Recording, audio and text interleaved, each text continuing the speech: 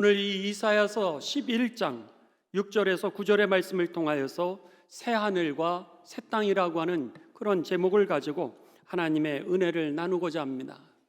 제가 이제 지난달에 감리교는 목회자가 되기 위해서는 감리교 신학대학 대학원을 반드시 졸업을 해야 됩니다. 6년간의 이제 학사과정과 석사과정을 마치고 그리고 나서 목사가 되는 과정이 4년이 있습니다. 그래서는 4년 동안 논문을 쓰고 또 시험에 통과를 해야지만 10년 차에 목사 안수를 받을 수 있게 됩니다. 그리고 목사가 돼서도 계속해서 3년 동안 이 논문을 쓰고 또 시험을 치르면서 계속해서 목사의 이 진급 과정이라 그래서 목회적으로 영적으로도 진보하고 또 우리가 지식적으로도 우리가 진보할 수 있도록 그렇게 훈련을 받아서 감리교회 목회자가 되려면은 기본적으로 10년의 과정을 거쳐야 목사가 한 분이 세워지게 됩니다.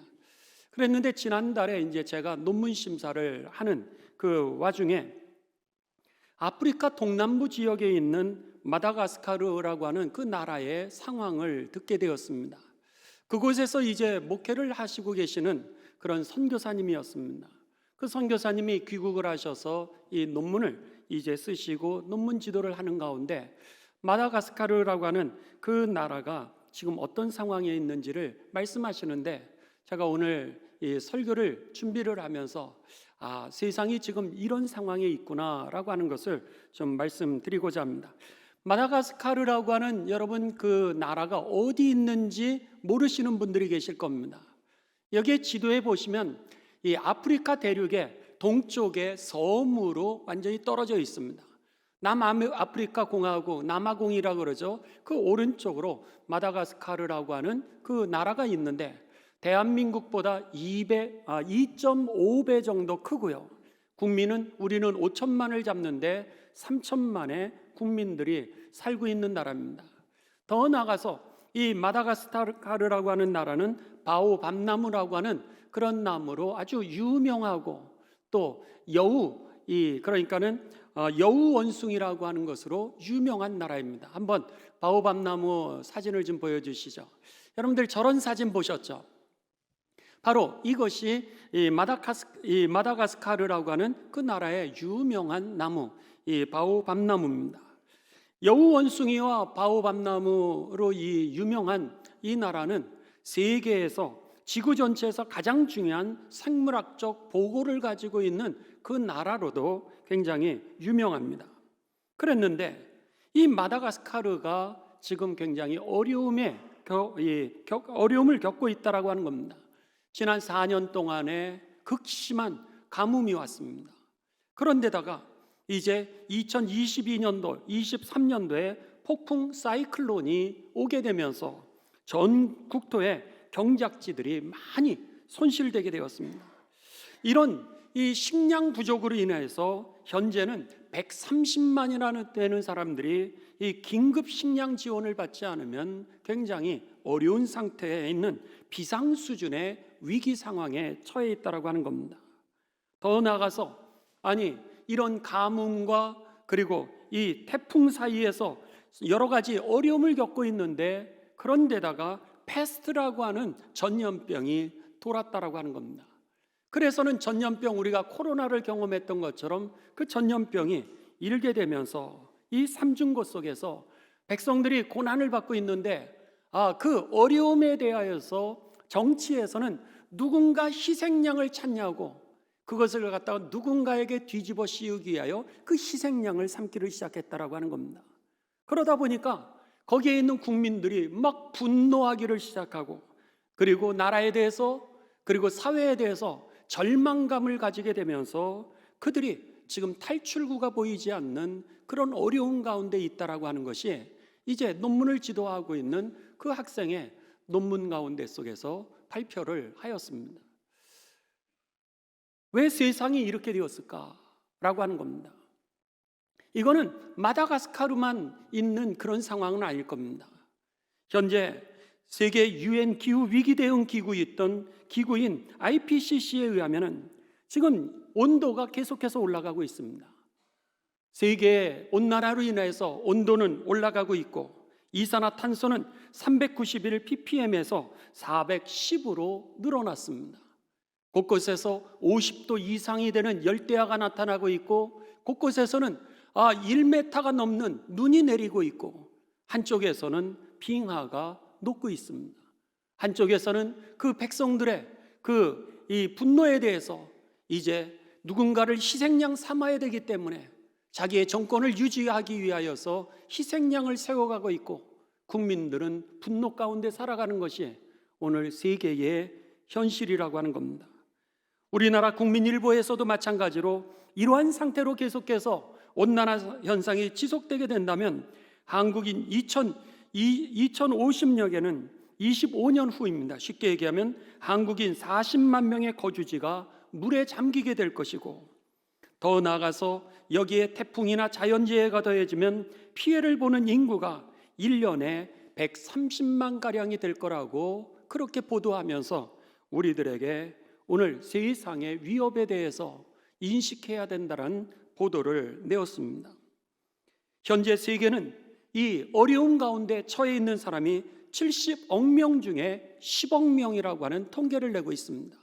7명 중에 1명이 지금 이 고난 가운데, 고통 가운데 살아가고 있고 또 먹는 문제로 인하여서 괴로움을 당하고 있다라고 하는 겁니다. 왜 세상이 이렇게 되었을까? 성경에 창세기 1장 20절에서 21절에 보면 하나님은 식물들을 만드시고 보시기에 좋았더라.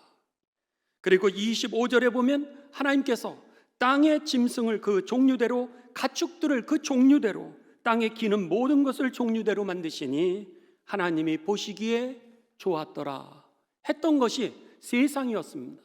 모든 만물이 하나님 보시기에 좋았다라 그랬습니다. 그리고 나서 창세기 1장 26절에서 28절에 보면 하나님께서 하나님의 형상대로 남자와 여자를 지으시고 저들에게 복을 주시되 생육하고 번성하고 충만하라 하나님이 그렇게 복을 나누어 주셨던 것이 온 세상이었다라고 하는 겁니다. 그러면서 우리들에게 부탁하신 것은 뭐냐면 정복하고 다스리라. 여기에 다스리라고 하는 것은 마음대로 이용해 먹어라 그런 뜻이 아니라 이 라다라고 하는 히브리어인데 이것은 아카드어의 원을 갖고 있는 건데 이 단어의 뜻은 돌보다 take care of라고 하는 그런 단어의 뜻입니다. 하나님은 온 세상을 갖다가 정말 보시기에 좋았더라 그런 세상으로 만드셨는데 그리고 그 세상을 우리로 하여금 잘 돌보라고 우리들에게 맡겨주셨는데 우리들이 사는 세상이 왜 이렇게 되었을까라고 하는 겁니다. 그랬을 때 성경은 그 원인을 우리들에게 가르쳐 줍니다. 죄 때문이라는 거예요. 정치 때문도 아니고 환경 때문도 아니고 오늘 죄 때문에 오늘 세상이 보시기에 좋았더라라고 하는 그 땅이 변질이 되었다라고 하는 겁니다. 그래서 창세기 3장 17절에 보면 이제 하나님께서 아담이 하나님 앞에 범죄하고 나서 하와가 범죄하고 나서 이렇게 말씀하십니다. 아담에게 이르시되 네가 네 아내의 말을 듣고 내가 네게 먹지 말라 한 나무의 열매를 먹었은즉 땅은 너로 말미암아 저주를 받고 땅이 저주를 받습니다. 우리의 죄 때문에 땅이 저주를 받고 너는 네 평생에 수고하여야 하며 그 땅의 소산을 먹는데 18절 땅이 너에게 가시덤불과 엉겅퀴를 내리라 말씀하십니다. 우리가 땅을 저주했던 것이 아니라 우리가 죄를 짐으로 인해서 땅이 저주를 받았고 그전에는 하나님이 살기 좋은 세상으로 만들어서 우리는 땅을 그리고 세상을 이웃을 정말 사랑하고 그리고 이렇게 돌보았는데 그럴 때는 가만히 있어도 땅이 우리들에게 먹을 것을 제공해 줬는데 우리가 죄를 짓고 나니까 땅이 저주를 받으면서 엉겅퀴를 내고는 우리들에게 이제는 더 이상 먹을 것을 주지 않는 그런 세상으로 만들어졌다라고 하는 겁니다. 이렇게 세상이 달라지게 되면서 사람들은 내게 먹을 게 부족한 거예요. 먹을 게 부족하니까 남의 것을 내가 뺏어야 되니까 서로 양육강식에 그 세상으로 변질되어 버리고 말았다라고 하는 겁니다. 제가 일부에 이렇게 설교를 하고 났더니 어떤 분이 저한테 목사님 양육강식이 아니라 약육강식이라는 거예요. 제 발음이 여러분 조금 이렇게 그래도 알아서 잘 들으십시오.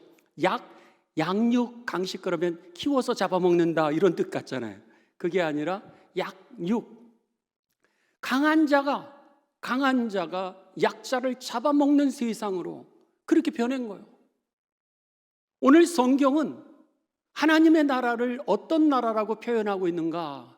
그 나라를 갖다가 이사야 선지자는 회복되어지는 하나님의 나라의 모습을 오늘 이 이사야서 11장 6절 이하에서 우리들에게 말씀하십니다. 여기 보면 6절, 이리가 어린 양과 함께 살고, 이리는 어린 양을 잡아먹을 수 있는 동물인데 잡아먹을 수 있는 양육강식에 그 자리에 서 있지 않았다라고 하는 겁니다. 함께 산다는 거예요. 더불어 산다라고 하는 겁니다. 뿐만 아니라 표범이 어린 염소와 함께 누우며, 어떻게 여러분 표범이 어린 염소를 잡아먹질 않겠습니까? 우리들은 죄로 물들어 있는 세상을 살아가면서 오늘 강자가 마치 이 육식동물이 초식동물을 잡아먹는 것은 당연하다고 생각하는 겁니다. 그런데 성경을 보게 되면 하나님이 창조하셨던 세상은 오늘 육식동물이 초식동물과 같이 사는 세상이었습니다. 그런데 죄가 들어오게 되면서 육식동물이 초식동물을 잡아먹고 강자가 약자의 것을 뺏어먹는 그런 세상으로 되면서 이 죄가 땅이 저주를 받으면서 땅이 엉겅퀴를 내는 그런 세상으로 바뀌었다라고 하는 겁니다.